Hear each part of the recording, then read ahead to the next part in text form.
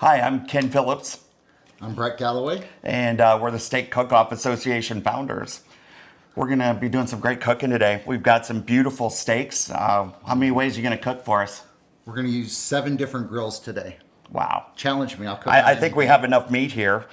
This is certified Angus beef. It's Prime Plus. We're going to get a little more into that, but these are beautiful. You know, when you cook a good steak, starting with good steak is key. So I'm going to show you how to butcher these. Brett's going to show you how to cook them. We've got some tips for you and kind of go through the tools of the trade. So stay tuned and hope you're hungry. So these are the primal. It's the area of the animal where the ribeyes come from. And this is the whole loin. So it has anywhere from 12 to 13 steaks, depending on the thickness. I like a steak that's about 1.5 inches thick.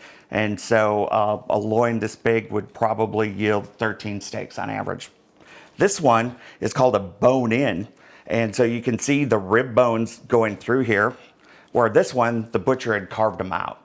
And so we're gonna do this today on a rotisserie. It's a great way of cooking it. And we're also gonna show you how to butcher a cowboy ribeye from that. And so the cowboy ribeye has a bone in, but they cut it shorter. So this bone here it's like that. So the rib continues around, but they leave that on there, and it's affectionately known as the tomahawk. It's a very showy, when you have company and want to show off, these are beautiful. Good looking steaks. And this is a porterhouse. It's kind of the best part. It's like a T-bone, cousin to a T-bone, has the same shaped bone. And this would be a Kansas City strip or a strip steak. And if you butchered this off, it would be the tenderloin that runs along the back strap. So steak is graded by the amount of marbling that's inside the muscle. You know, fat can be on the outside, kind of like your beer belly. Oh man, that's Or brutal. it can be within the muscle. So where is it graded? It's graded at the 7th rib. 13th rib. 13th rib. I knew it was there somewhere The close. ribeye. So, yep, they'll cut in with the whole animal, and they'll look to see what the marbling content on the muscle.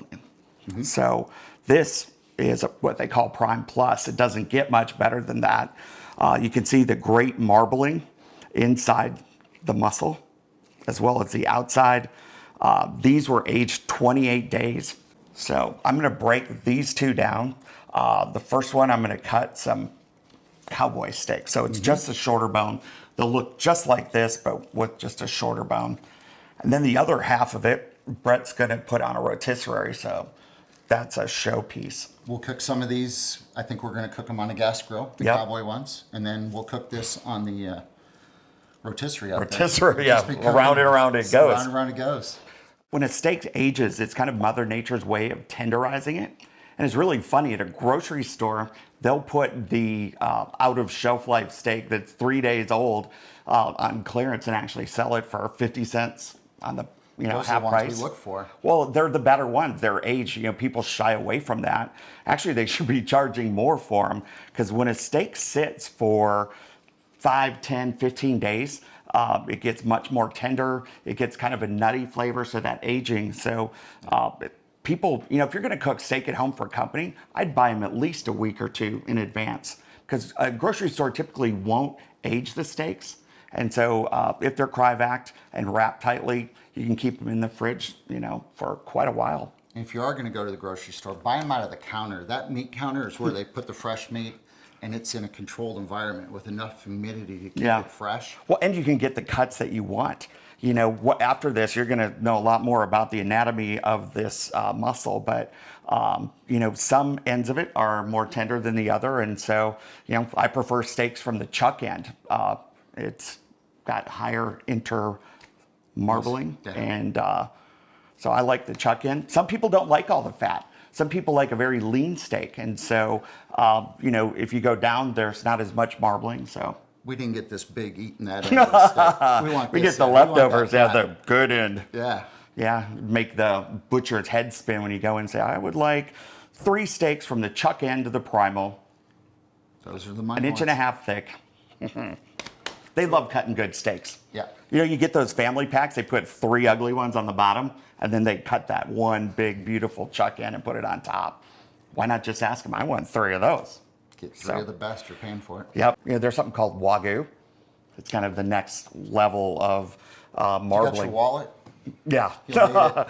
You know, steaks that are aged like this are probably about $25 a pound, where, you know, if it's not aged so much, probably $12 a pound.